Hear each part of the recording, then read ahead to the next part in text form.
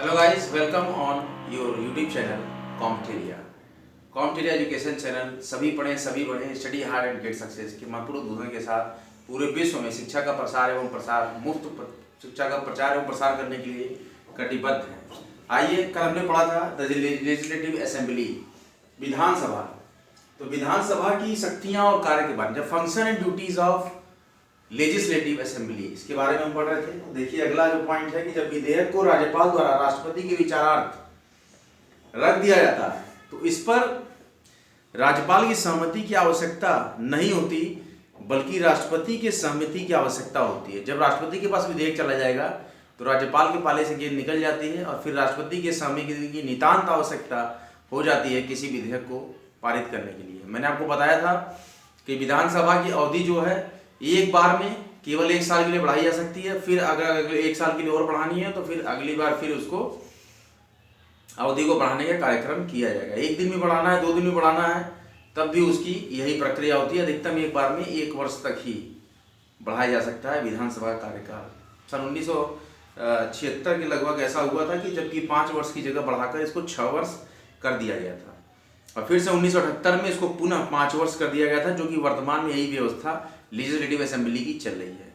पढ़ते रहें, बढ़ते रहें। आइए हम लोग स्टार्ट करते हैं जहाँ से हमने छोड़ा हुआ था कि धन विधेयक केवल विधानसभा में ही पेश किए जाते हैं। धन विधेयक केवल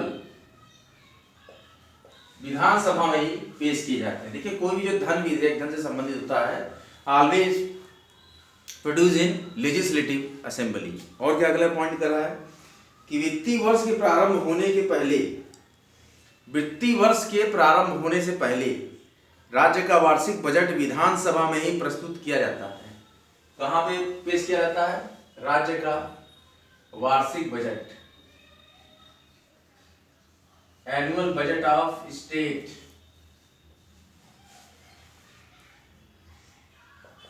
लेजिस्लेटिव असेंबली में ही प्रोड्यूस किया जाता है। और अगला पॉइंट है जो functions and duties of legislative assembly हम डिस्कस कर रहे हैं। विधानसभा की स्वीकृति से ही राज्य सरकार कोई कर लगा सकती है। अगर टैक्सेस की बात करें, स्टेट टैक्सेस ऑलवेज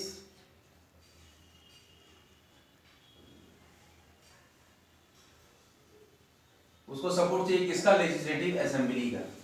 जो भी विधानसभा है उससे विचार विमर्श करके ही राज्य सरकार कोई कर जो है लगा सकता है। विधानसभा की स्वीकृति के बिना कोई भी कर राज्य में नहीं लगाया जा सकता। देखिए, यूपीएससी, यूपीपीसीएस और किसी भी प्रांत की 1 दिवसीय परीक्षाओं में जो भी प्रश्न आते हैं, सारे प्रश्न यहाँ से कवर हो जाएंगे।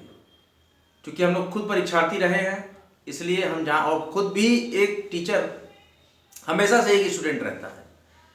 तो अभी भी हर टीचर एक स्टूडेंट है, कॉम्टेरिया भी स्टूडेंट है और टीचर भी है।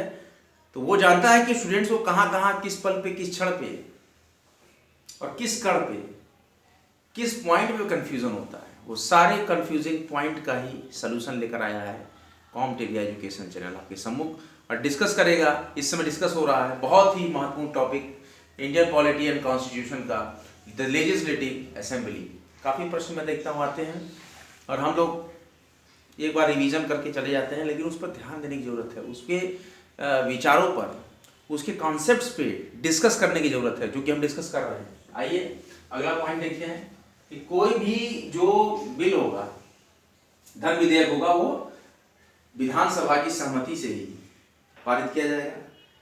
और कोई भी टैक्सेस होगा वो भी विधानसभा की स्वीकृति से ही राज्य सरकार अपने राज्य में कोई टैक्स लगा सकती है।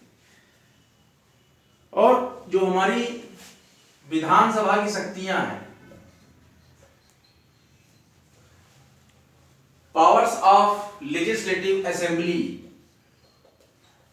Always exist in governor.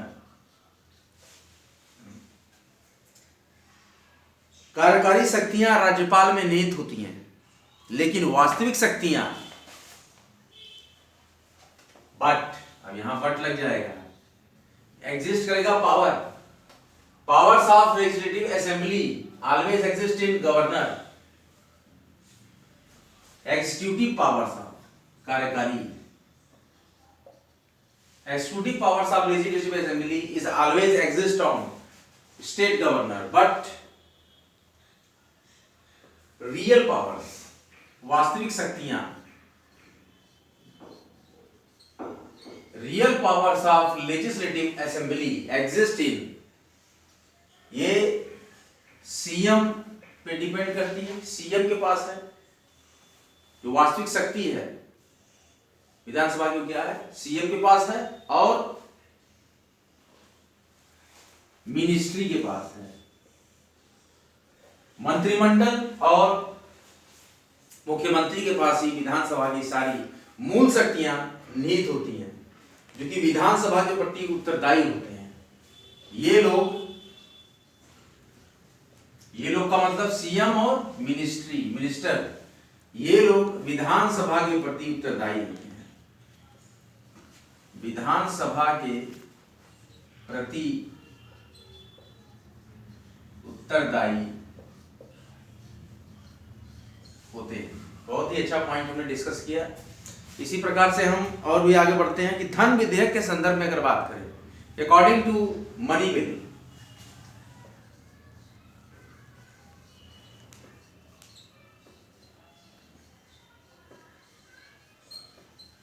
अगर हम धन विधेयक के संदर्भ में बात करें तो विधानसभा शक्तिशाली है, ऑल पावर्स एग्जिस्ट इन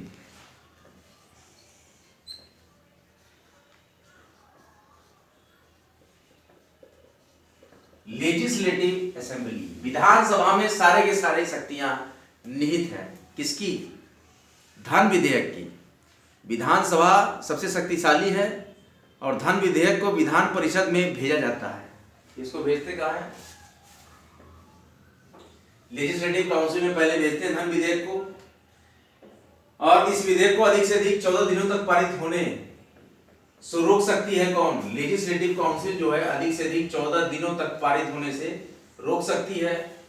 लेकिन अगर यह विधेयक पारित नहीं हो पाएगा या रोक देंगे इसको, तो फिर ये राज्यपाल के पास जाएगा, राज्यपाल इसको लौटा भी सकता है, और अगर कोई विसंगति हुई तो राज्यपाल जो है आगे उसका निर्णय कौन करेंगे? राष्ट्रपति करेंगे। इस प्रकार का प्रयोजन मैंने आपको कल बताया था, वही प्रक्रिया चलेगी। वही बात करिए, लेजिस्लेटिव काउंसिल जो 14 दिन तक किसी भी मनी बिल को रोक सकता है पारित होने से, लेकिन अगर वह दोबारा पुनर्विचार के बाद जब भेजा गया और फिर से उन्होंने रोका तो वह विधेयक स्वतः ही पारित मान लिया जाएगा। ये मैंने आपको बताया था, इस पर ध्यान दीजिएगा। जो टेक्निकल पॉइंट है उस पर आप ध्यान दीजिए। क्या कहा जा रहा है? लेजिस्लेटिव असेंबली का ये बहुत ही रोमांचक टॉपिक हम लोग डिस्कस कर रहे हैं, जिसमें हमने धन विधेयक के बारे में बात की। ओरिजिनल पावर्स विधानसभा की, विधानसभा में है, और विधानसभा की ओरिजिनल पावर है मुख्यमंत्री में, और विधानसभा की ओरिजिनल पावर है मंत्री परिषद के पास। अब हम डिस्कस करेंगे सत्र, सत्रावसान और विघटन।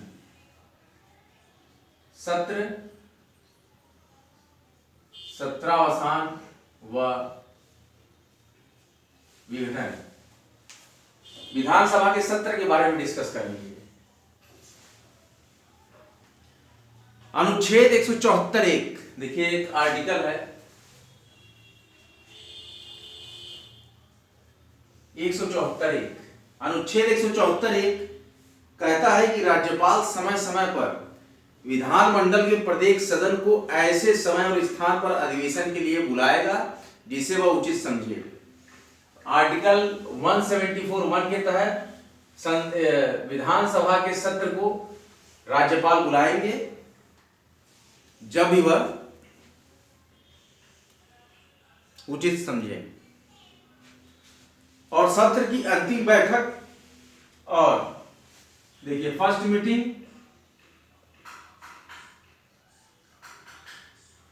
एंड लास्ट मीटिंग, किसी सत्र का पहला बैठक और आखिरी बैठक के बीच में अधिक से अधिक 6 माह का अंतराल होना चाहिए, उससे ज्यादा अंतराल नहीं होना चाहिए। सत्र की पहली बैठक और आखिरी बैठक के बीच में अधिक से अधिक 6 मंथ का ही अंतराल होना चाहिए। 6 महीने से ज्यादा अंतराल नहीं होगा। 6 महीने के अंदर दूसरी बैठक इनको करनी पड़ेगी। पहली और आखिरी बैठक के बीच में विधानसभा के कम से कम 6 माह से ज्यादा का अंतराल नहीं होना चाहिए। 6 माह के अंदर दूसरी बैठक आपको बुलानी पड़ेगी। और राज्यपाल अपना अभिभाषण देता है, जो हमारा गवर्नर है,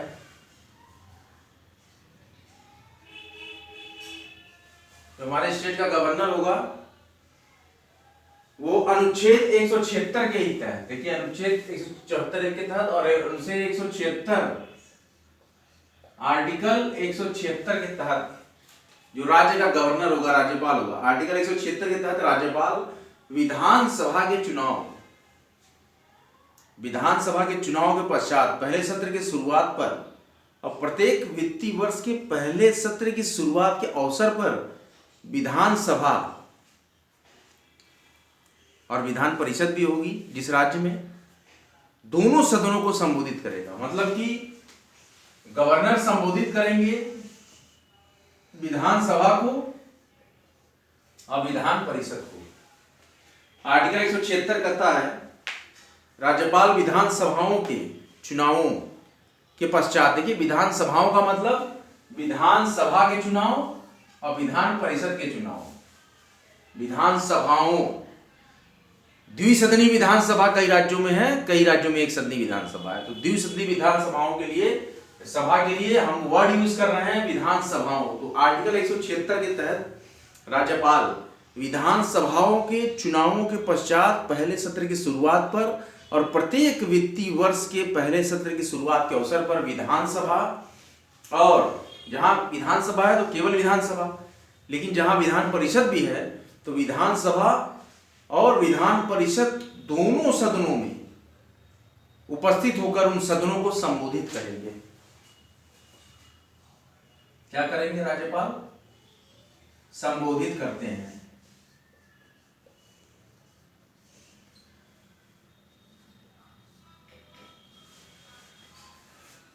Governor have powers to execute the session of Legislative Assembly and Legislative Council. The state in which exit Legislative Assembly, then they execute Legislative Assembly, and the state in which Legislative Assembly and Legislative Council, the Governor supervise the both session in first time and in budget time. Budget के भी समय और प्रथम सत्र के ही समय वह संयुक्त रूप से दोनों सदनों में जो हमारे गवर्नर हैं वो उस सत्र को संबोधित करेंगे। यह राज्यपाल का व्यक्तिगत भाषण नहीं है, बल्कि मंत्री परिषद द्वारा तैयार किया जाता है। और ये जो संबोधित करेंगे, सुपरमेसी करेंगे, सुप्रीम है ये स्टेट के, और ये नेतृत्व करेंगे। तो ये जो इनका स्पीच होगा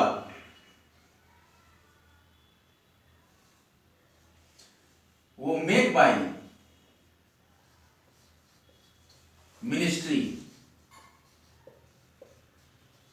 स्टेट मिनिस्ट्री उसी भाषण को तैयार करेगी, उसी भाषण को हमारे माननीय गवर्नर देंगे। ये राज्यपाल का व्यक्तिगत भाषण नहीं, बल्कि मंत्री परिषद द्वारा तैयार किया गया हुआ भाषण होता है, स्पीच होता है, जो कि राज्यपाल दोनों सत्रों के, बजट सत्र और प्रथम सत्र को संबोधित करते हैं और देते हैं। एडजर्नमेंट के बारे में जानते हैं कि what is the process of adjournment of legislative assembly, स्थगन। एडजर्नमेंट के बारे में हम बात करेंगे कि विधानसभा का स्थगन क्या है। कमेंट बॉक्स में आप कमेंट करते रहिए आपको ये लेक्चर कैसा लग रहा है। और फ्री एजुकेशन देने के लिए कॉम्टेरिया पूरी तरीके से एक सिस्टमैटिक मटेरियल बनाकर आपके समक्ष ला रहा है और बड़े ही सरल भाषा में मैं इसको समझा रहा हूँ। ड्यूअल लैंग्वेज में मैं लेक्चर्स को डिस्क्राइब कर रहा हूँ कि किसी भी माध्यम के छात्र हों जो कि जुड़े हों कॉम्ट एरिया से, विश्व के किसी भी कोने से देख रहे हैं, द्विभाषी लेक्चर मैं इसलिए दे रहा हूँ कि किसी भी भाषा को समझने वाले और किसी भी क्षेत्र से बिलोंग करने वाले नीडी कैंडिडेट जो कि वास्तव में तैयारी कर रहे हैं, उन तक मेरी आवाज पहुंच सके। Adjournment,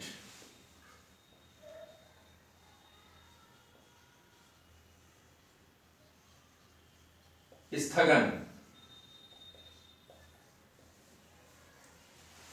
adjournment of legislative assembly, विधानसभा का स्थगन। सदन को स्थगित करने की शक्ति सदन की पीठासीन अधिकारी के पास होती है। किसके पास होती है? सुप्रीमेसी पावर पीठासीन अधिकारी।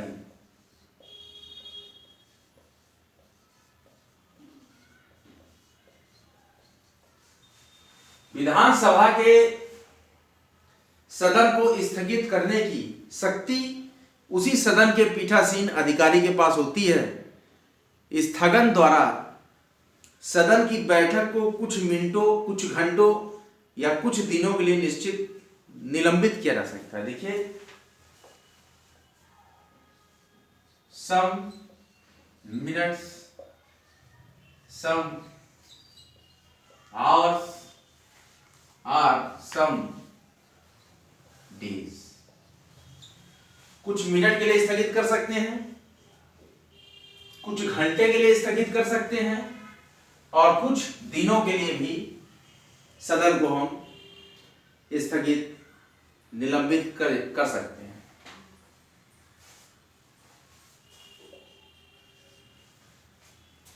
और स्थगन में, एडजर्नमेंट में क्या और है?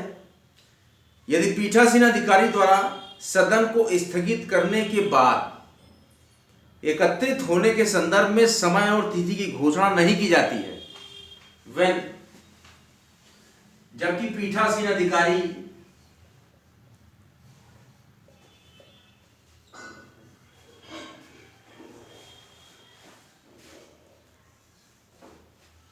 सदन के चलने की, कार्यवाही की कोई घोषणा न करे। जैसे कि अब हमने सदन को स्थगित कर दिया, कोई घोषणा न किया हो पीठासीन अधिकारी, तो उस केस में हम क्या करेंगे? देखिए, यदि पीठासीन अधिकारी द्वारा सदन को स्थगित करने के उपरांत एकत्रित होने के संदर्भ में समय और तिथि की घोषणा नहीं की जाती है तो सदन अनिश्चित काल के लिए स्थगित माना जाता है। तो सदन को किया हो तो सदन को अनिश्चित काल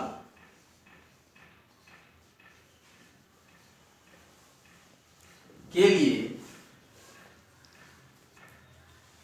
स्थगित माना जाता है।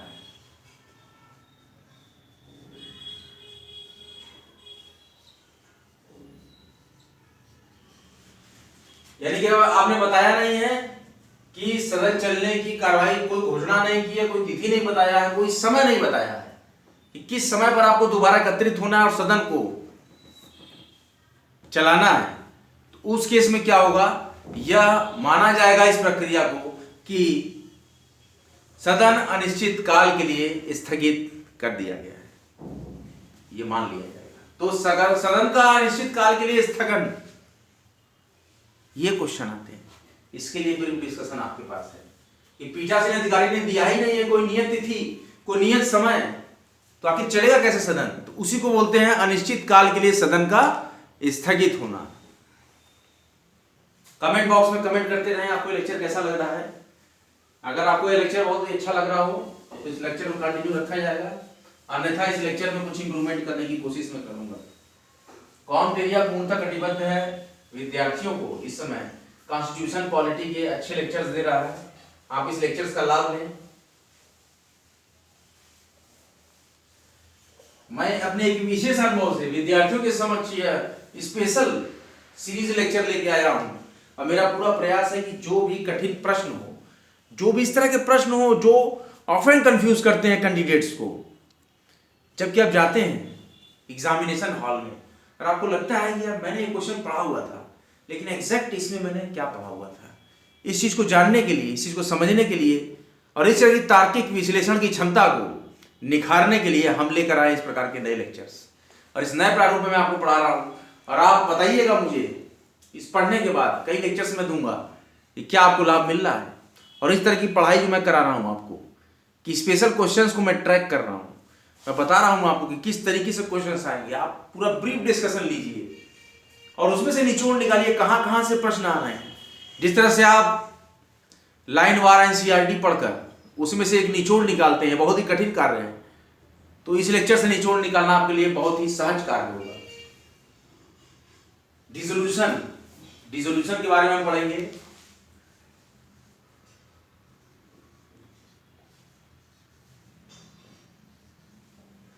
डिसोल्यूशन, विघटन,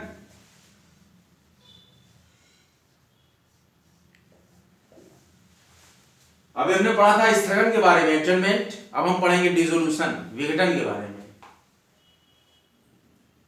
एक तरफ सत्रावसान सदन के एक सत्र को समाप्त करता है, दूसरी तरफ विघटन सदन को ही समाप्त कर देता है। देखिए, सत्रावसान एक सदन को समाप्त करता है, लेकिन डिसोल्यूशन क्या है, पूरे सदन को ही समाप्त कर देता है। संविधान का अनुच्छेद 174(2), 174(1) में हमने बात की थी, अब हम 174(2) की बात करेंगे। संविधान का आर्टिकल 174(2) कहता है, विधानसभा के विघटन की शक्ति राज्यपाल को दी गई है। विधानसभा के विघटन, द डिसोल्यूशन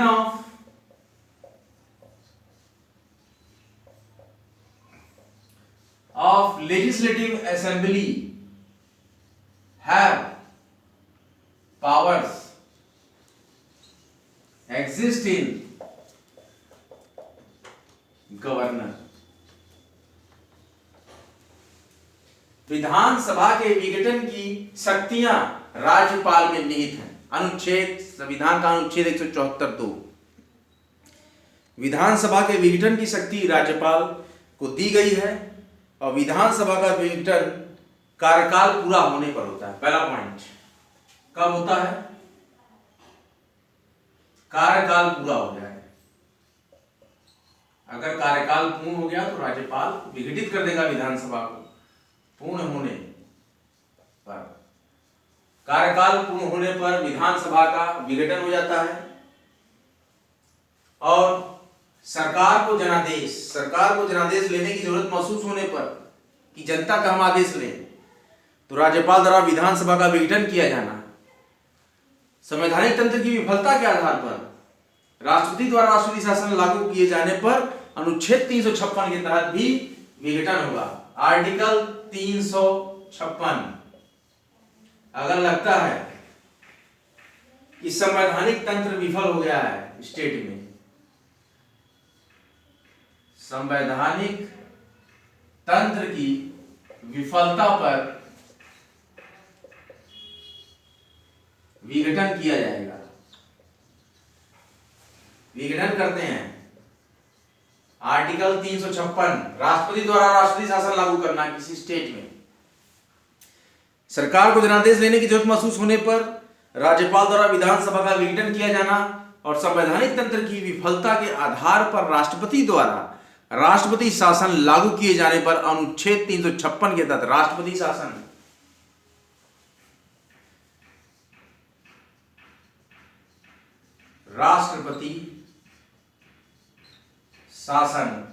लगाया जाता है। अनुच्छेद 356 के तहत अगर लगता है कि राज्य की प्रशासनिक व्यवस्था मुख्यमंत्री के हाथों में या मंत्रिपरिषद के हाथों से निकल गई है, और एक जनादेश मिलता है कि नहीं, सरकार को हमने नहीं स्वीकार किया है, ये विफल है, फेल है, पूरी तरीके से विरोध की स्थिति आ जाती है, तो उस केस में हमारे माननीय राष्ट्रपति महोदय अपने स्पेशल पावर्स अनुच्छेद 356 के तहत राष्ट्रपति शासन लागू कर देते हैं उस स्टेट में, उस यूटी में, उस टेरिटरी में। अति महत्वपूर्ण प्रश्नों का यह महत्वपूर्ण संकलन आपको कैसा लग रहा है, कमेंट बॉक्स में कमेंट जरूर कीजिएगा। चैनल को लाइक कीजिएगा, सब्सक्राइब कीजिएगा, बेल आइकन को जरूर प्रेस करिएगा और भारी मात्रा में सब्सक्राइब करिएगा आपका अपना एजुकेशनल चैनल कॉम्पिटेरिया। सभी पढ़ें, सभी बढ़ें। Study hard and get success के महत्वपूर्ण उदाहरण के साथ मैं आपके समक्ष यहाँ उपस्थित हूँ। शिक्षा, मुफ्त शिक्षा है आपके द्वार। क्या आप हैं तैयार? मुफ्त शिक्षा देने के लिए पूरे विश्व को कॉम्पिटेरिया कटिबद्ध है, और जब तक हमारे अंदर एनर्जी है, हमारे अंदर उत्साह है, हमारे अंदर ज्ञान है, तब तक हम मुफ्त शिक्षा का प्रचार एवं प्रसार पूरे विश्व के समक्ष इस महत्वपूर्ण YouTube चैनल के माध्यम से करते रहेंगे। आज का लेक्चर हम यही समाप्त करते हैं। अगले एक महत्वपूर्ण लेक्चर के साथ Indian polity and Indian constitution के हम फिर आपके समक्ष फिर से मुखातिब होंगे। जय हिंद, जय भारत।